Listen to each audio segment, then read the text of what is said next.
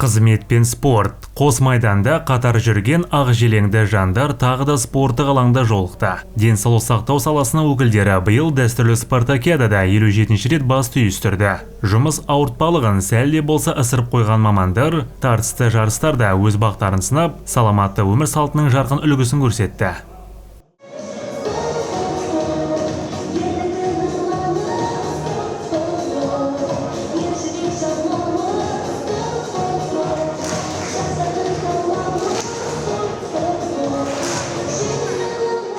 Биылғы спартакиада елдің денсаулығы жолында жарты ғасырға жуық маңдай терін төккен қос тұлға Сағындық Шәмшиев пен Абдулла Шүленбаевтың құрметіне арналды. Санжар Асфендияров атындағы медициналық академиясының түлектері өмірлерін туған елдің медицинасына арнады. Сағындық Шәмшиев Қызылорданың жедел жәрдем қызметін басқарған жылдары қарапайым халықтың алғысына бөленіп, абырой беделге ие болды. Өмірінің әр сәтін адам өмірін сақтауға арнаған абзал жан саланың дамуына сүбелі үлес қосты. Ал Абдулла Шүленбаев облыстық ауруханада білікті хирург ретінде танылып, кейін мекеме басшысы болды. Бүгінде оның жүздеген шәкірті еліміздің түкпір-түкпірінде ел денсаулығын қорғап жүр. Бұл кісілер өмір бойы осы Қызылордада мекеме басқарып, және үлкен маман болып есептеледі, елге белгілі жақсы қызмет жасаған кісілер. Шәмшиев болса, осы келгеннен кейін осы қаладағы жедел жәрдем станциясының бас дәрігері болып, пенсияға шыққанша бір орында жұмыс істеді. Жедел жәрдем станциясы деген ол үлкен, қиын мекеме болып өстеледі. Жедел қызмет көрсету үйінде жатқан, және де бөтен жерде болып жатқан науқастарға бірінші болып сол баратын нәрсе. Сондықтан ерте кездерде, қиындық кездерде де болды. Машине де жетпеді, құрал жабдықтар жетпеді. Соның өзіне қарамай, халықтың арасында, медицина қызметкерлерінің коллективінің арасында үлкен беделге ие болған азамат. Қазір өзінің жасына сәйкес құрметті пенсияда отыр, және де жұмысын ары қарап жалғастырып жатыр. Ал Шүленбаев Абдулла өзі институт бітіріп келгеннен кейін, менен 3 жылдан кейін бітірді Алматы мемлекеттік Асфендияров атындағы институтты. Ол больницада хирург болып істеді, сол ол больницада хирург болып пенсияға шықты. Халық, ел, облыс бойынша хирургияның саласын айтсаң, Шүленбаевты айтатын еді. Бұның алдындағы ағалары да болды, олардың атынан кейін осы Шүленбаев қазірде Құдайға шүкір қатарда пенсия алып, әлде де болса жас мамандар тәрбиелеуге өзінің тәжірибесін соларға көрсетіп үлгеруде. 57-ші спартакиада биыл 9 біліктілік бойынша өтті. Ең қызығы ұлттық ойындар да назардан тыс қалмады. Тізімге 5 асық пен асық ату ойындары қосылып, қатысушыларды балалық шақпен қайта қауыштырды. 5 мамырда бастау алған тартысты бәсекеге 500-ден астам медицина қызметкері қатысып, өз шеберліктерін көрсетті. Жыл сайын Қызылорда облыстық денсаулық сақтау басқармасы мен Сенім кәсіподақ ұйымының ұйымдастыруымен дәстүрлі медицина ұйымдарының арасында спартакиада 5 мамыр күні басталып, 1,5 айдан кейін бүгін аяқталып отыр. Бүгін соның жабылуына жиналып отырмыз. Жыл сайын 7 түрлі спорт түрінен өтетін тұғын, биыл 9 түрінен өтіп отырмыз. Дәстүрлі ұлттық ойындардан 5 асық пен асық ату ойыны биыл қосымша қосылып отыр. Сонымен 9 түрлі ойындардан спорттық жарыстар өткізіп, бүгінгі күні аяқталып отыр.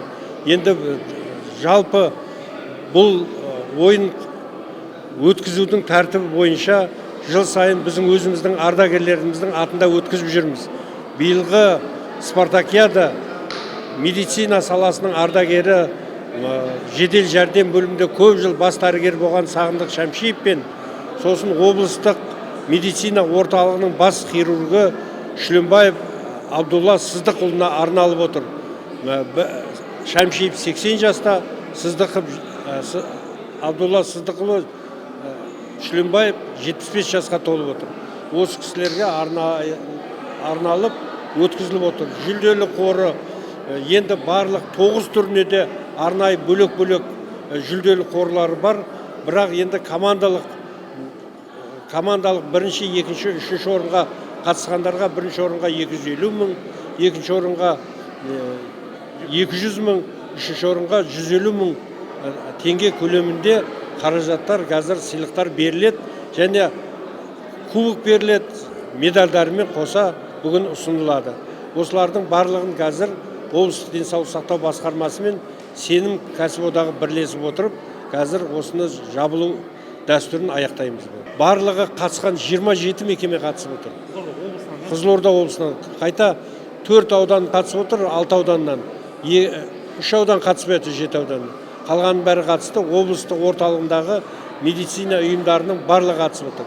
Жеке медициналық ұйымдарда қатысты, оларға да біз отказ берген жоқпыз. Бізге осы сенім кәсіподағына мүше болғандардың бәрі қатысуға, теңдей қатысуға болады.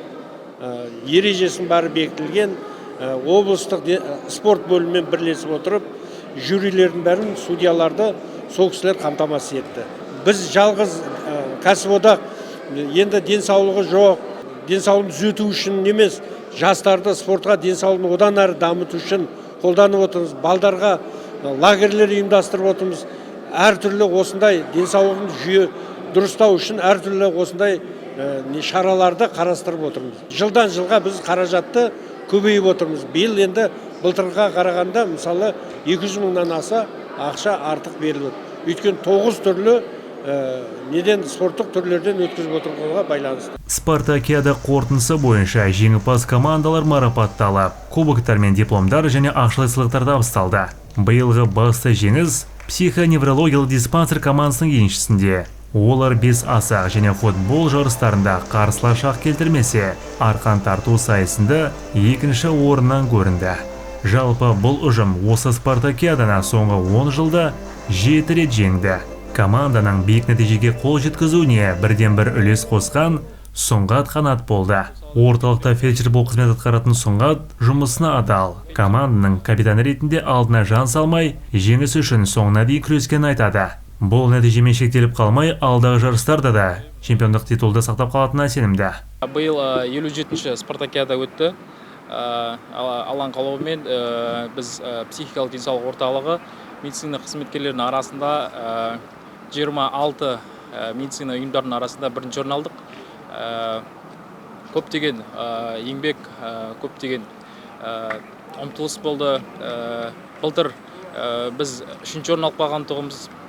Сол себептен биыл күшке салып, абыройменен бірінші орын алдық. Неше түрлі мықты командалар болды, медициналық колледжі бар, қалалық аурухана бар, облыстық аурухана бар. Соның арасында бірінші орын алып отырық. Енді біз футболдан бірінші орын алдық, үстел теннисінен бірінші орын алдық, арқан тартудан бірінші орын алдық, және де қалған спорттардан жүлделі орындарды алып отырдық. Сол себептен жалпы командалық есеппен бірінші орынға шығып, сол бірінші орынды иелендік. Финалда жылдағыдай медициналық колледжбен ойнадық. Өте тартысты, өте жаңағыдай ауа райы ыстық болды, өте тартысты ойын болды. Бірақ екінші таймда біз жиналып, өзі қызметкерлердің арасында бұрынғы футболшылар бар, кәсіби ойнаған футболшылар бар, медицина қызметкерлері. Солармен жиналып, екінші таймда 4-0 есебімен аяқтадық. Сөйтіп, бірінші орынға иелендік. Алдағы мақсат жылда бірінші орын алу. Біз соңғы 10 жылда 7 рет бірінші орын алдық. Соңғы 2 айда травматологтар, хирургтар, кардиологтар, инфекционистер, фельдшерлер, акушерлер мен медбикелер спорт киімін киіп, алаң мен залдарда тер төкті. Бұл спартакиаданың басты нәтижесі қатысушылар қатары жыл сайын артып келеді. 57-ші спартакиада тек жарыс емес, ерлікке толы еңбектің, кәсібиліктің және саулықтың тойы болды.